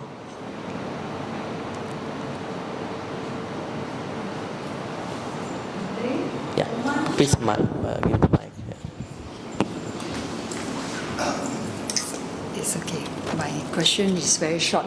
Bhante, don't mind explain on number 34, realizing Nibbana. How can we realize that? That is the outcome of our practicing in the Noble Eightfold Path. Now we are always working on it, right? One day we will be able to attain Nibbana. So it will become a blessing, true blessing. The end of this outcome of the journey. And nobody is giving me Nibbana. Nobody is giving us Nibbana. Let me ask you, where is Nibbana? Where is it? The Buddha himself talked about it. Where is Nibbana located? Is it with the Buddha? Is it with the temple? Is it with the Sangha members? Is it in a book? Tipitaka, where is it? Get rid of ignorance and craving. No, I'm asking where is it? Can we localize it? Huh? In self. So what has happened to it then? Why we are not attaining Nibbana if it is inside? There is a sutta for that. I think you will find out more information. There is a sutta in the Anguttara Nikaya, Rohitassa.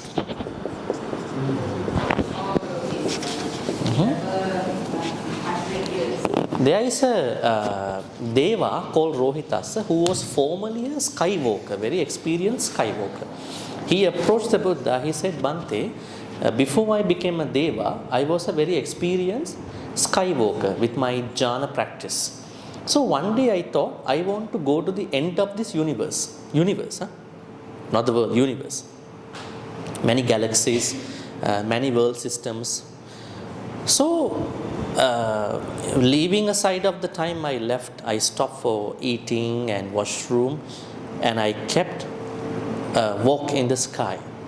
And the speed of my stride was that my one foot is in the Eastern Ocean, the other foot was able to set on the Western Ocean. This is not Pacific or Atlantic Oceans. These are much bigger than those oceans, because those oceans are in this world system. So I was always going, but halfway of my journey I died. I couldn't find the end of the universe. The Buddha said, what a useless activity you were trying to do.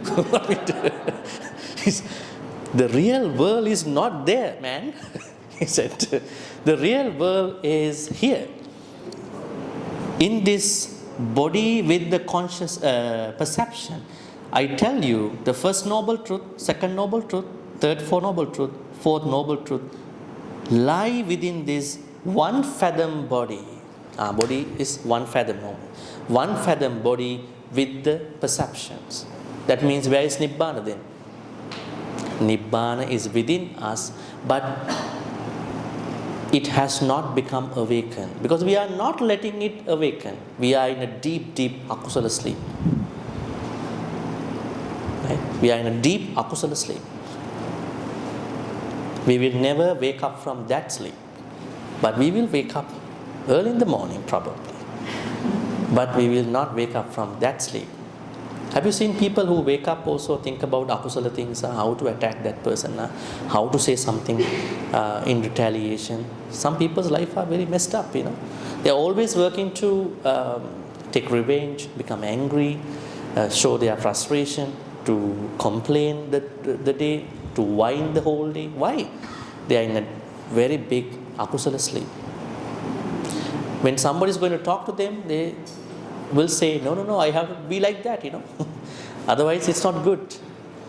Right? So, Nibbana is within us, but it is hidden within us in that akusala activities.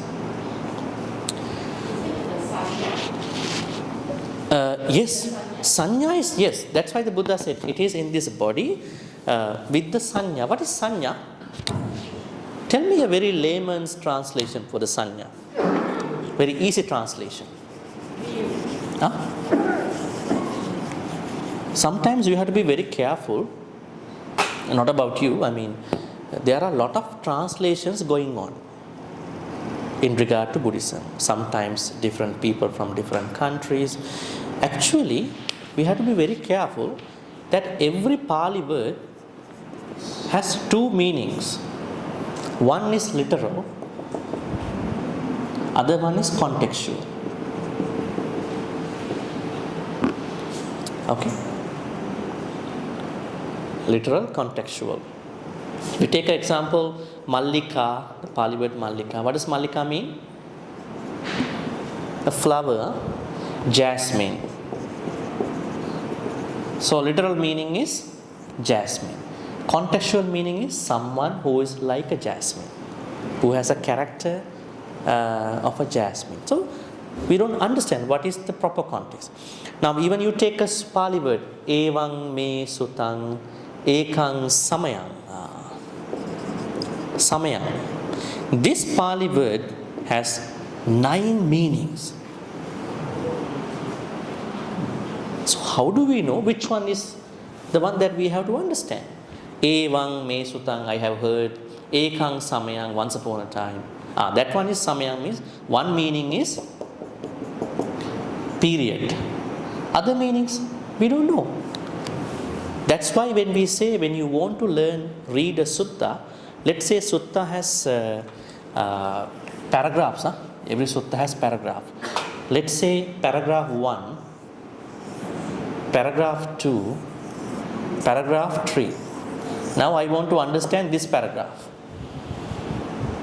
I have to read carefully the previous paragraph and the following paragraph to understand the rubric of this paragraph. So now let's take the sanya. Sanya. Sanya means perception. This is the very famous translation. Some people say different words, perceptions, mental notes. Mental notes. But what is the easy translation for this? Memories.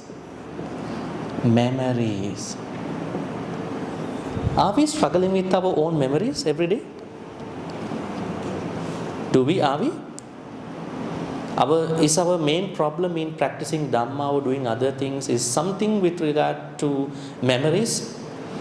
Yes, we can cherish memories or we can blame our memories. And we may have lots of what if, should haves, could haves. Every day since morning up until the night. So all these revolve around the memories. Sanya, layman's translation, memories, perception, they are a little bit philosophical. Memories. So Nibbana is stuck in the memories. That's the problem. Right? So Nibbana is within us. So realizing Nibbana is a process and journey. When you make it one day in your own way, there are different ways, not in one way, you will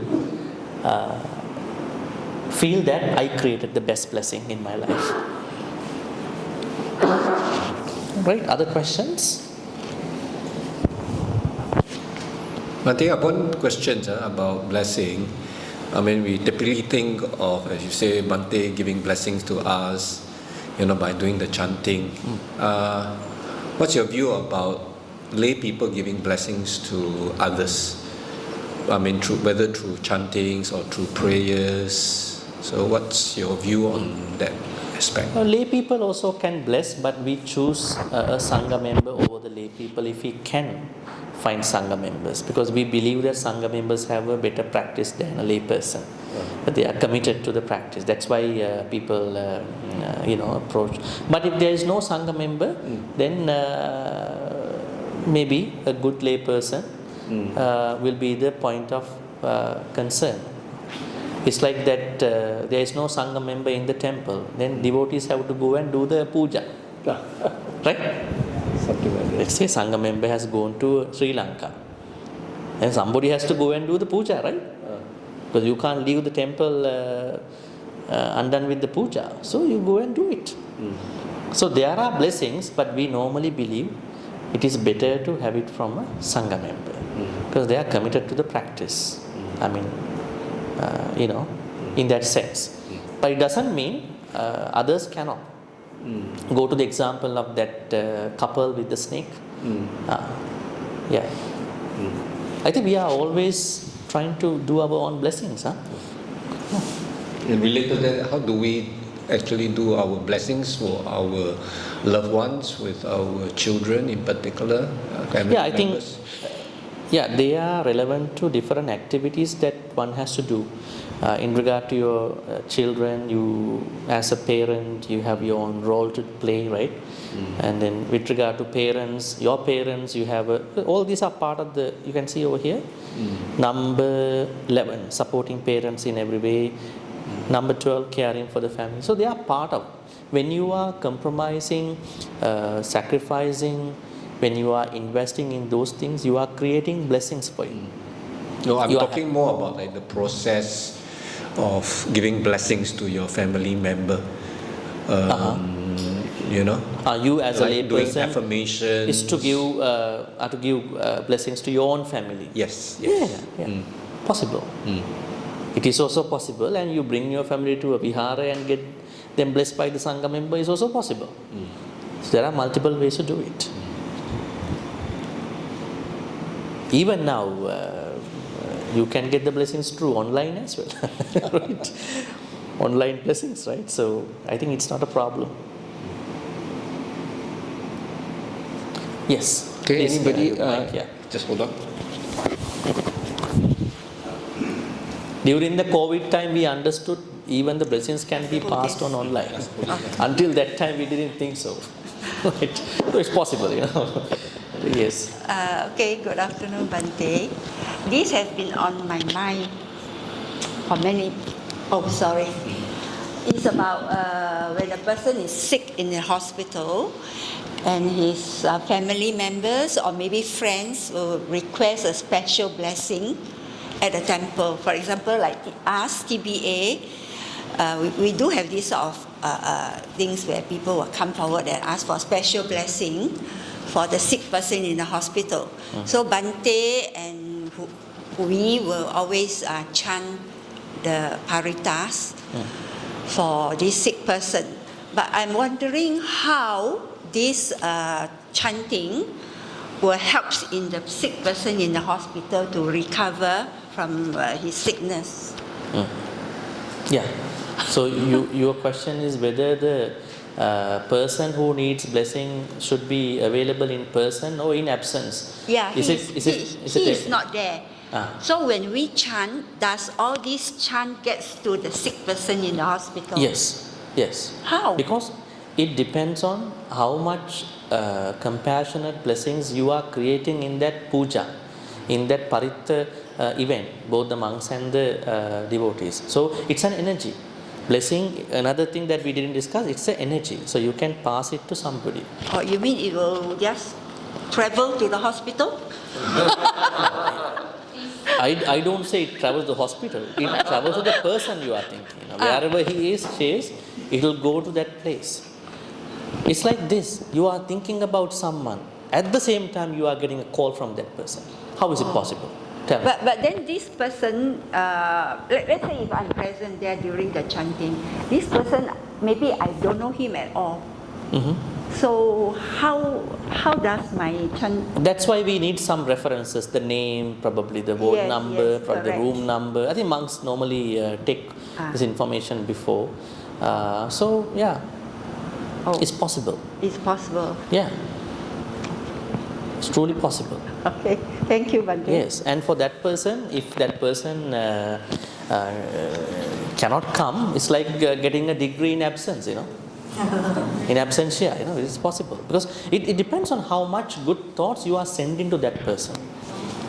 So if you are able to do that, it's possible. Yeah. But don't come to this kind of a misunderstanding. There is someone who is very able, not disabled, not in a hospital. Now he is asking somebody else to go and bless for him. At a time he or she can go to the vihara. So I think that is a different situation. Better to go and then respect and get the blessings. But if the person cannot come, we can do that one. There's no problem. Because we do understand.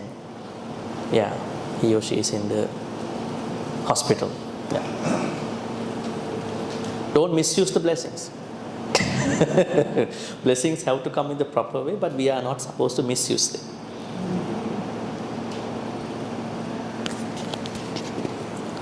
So probably we can take one or two questions and we can wrap this up. Yeah. Any more questions? Oh, one more. Nobody else is asking. No.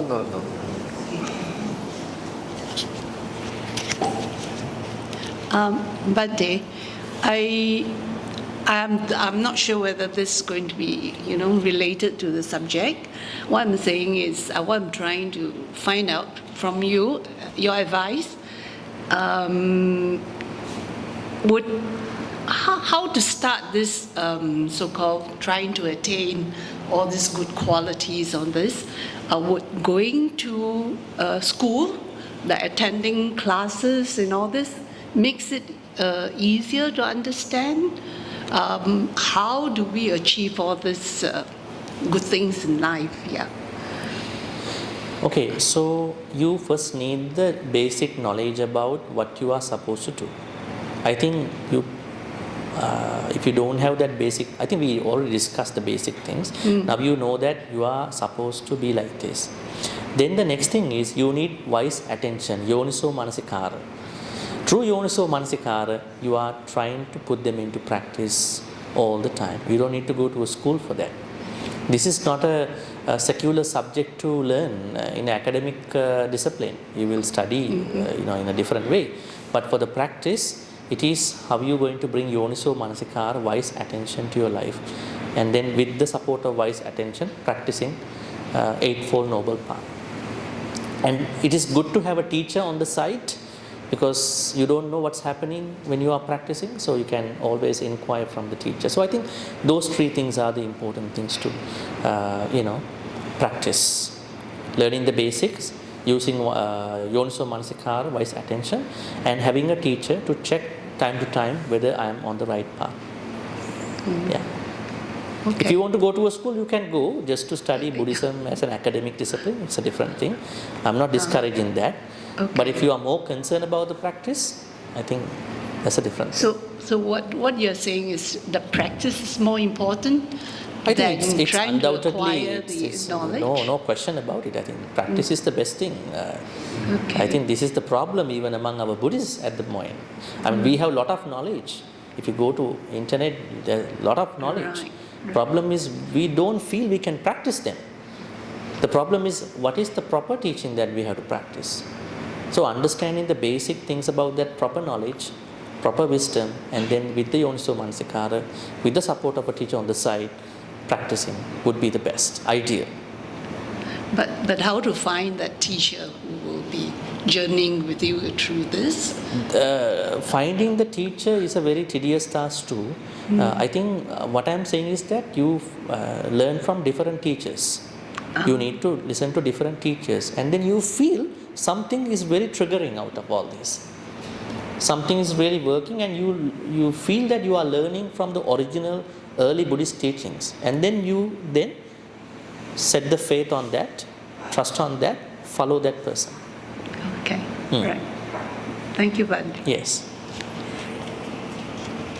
It's like how the Buddha said in the Chula Hatti Padaguma Sutta, when you go to the jungle where there are elephants, when you first see the first elephant, don't think this is the largest, biggest elephant, the strongest elephant in the forest.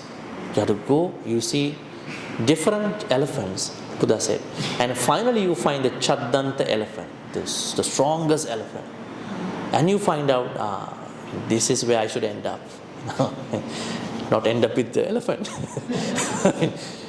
You understand, this is the strongest elephant in this jungle, In the same way, when you have to follow different teachers, listen to them. If you already follow, then you can make a decision already. Then only you go and make a decision for your life. All right, any more questions?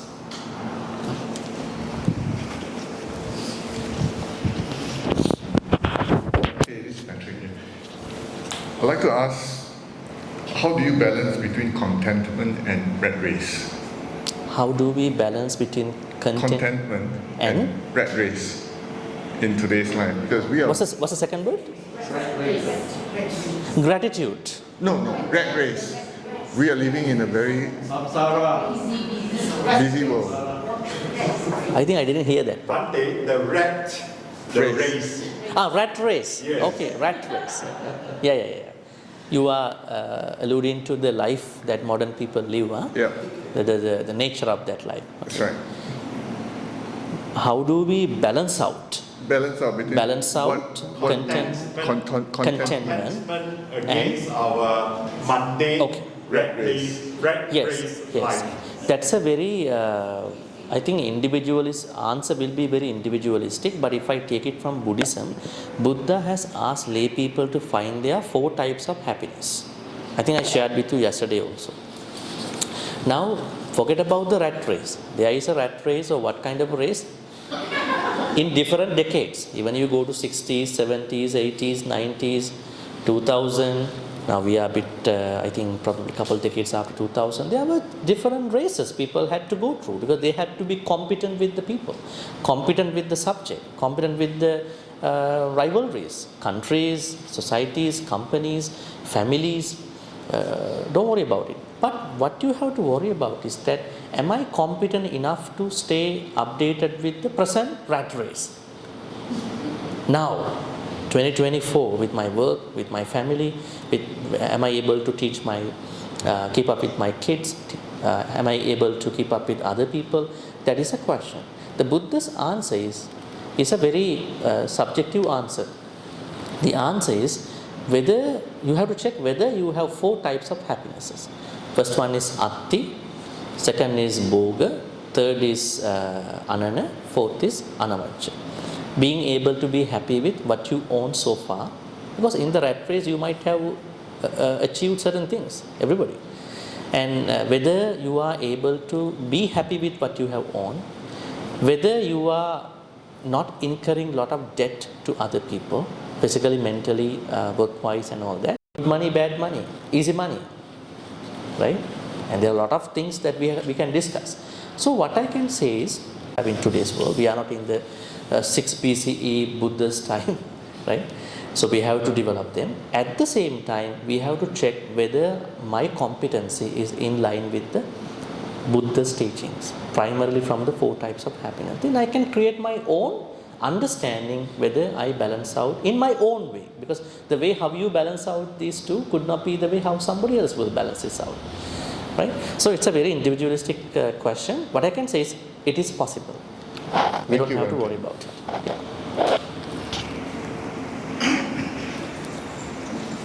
right. Bhante, what is the difference between contentment and happiness?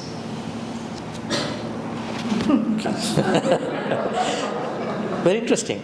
I think when you are happy, you are content. Right? If you are not happy, you are not showing that you are content. Because there are two English words, satisfaction and contentment.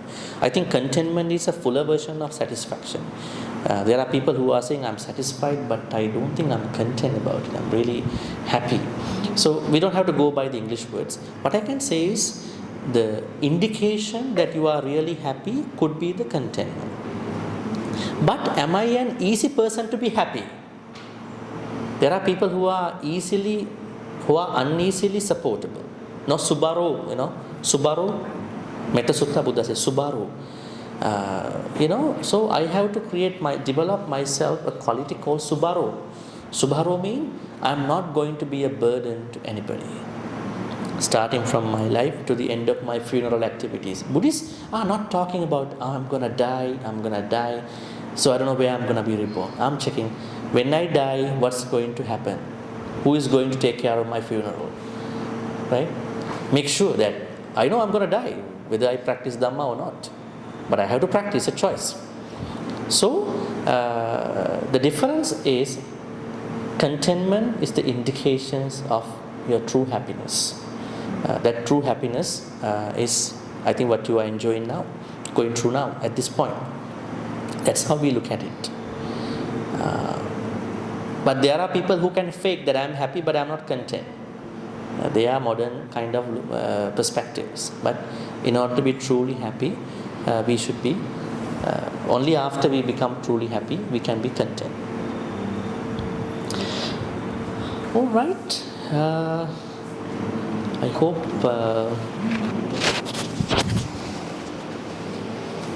okay. We are about almost 5 o'clock. Almost, yes. So, on behalf of Ti-Sarana Buddhist Association and Buddhist Pali College alumni, who are the organizers for Bhante's program these last 2 days in Singapore, I'd like to thank Bhante for making a special effort to come to Singapore. In fact, this is his first time here. He has passed through Singapore many a time, but in terms of actually staying here and conducting a Dharma talk, it is his first time. So I think we are very fortunate actually to have Bhante's presence here. It's our good blessings, right, to have Bhante here.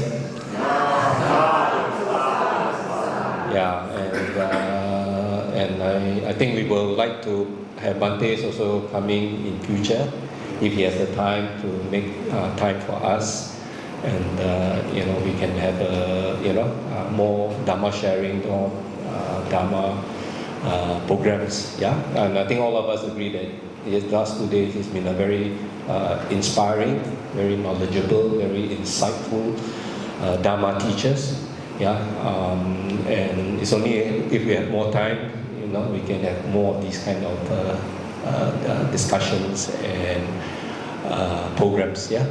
So on behalf of all of us here, our tour association would like to wish Bhante good health, success, and then he's moving on to Malaysia tomorrow.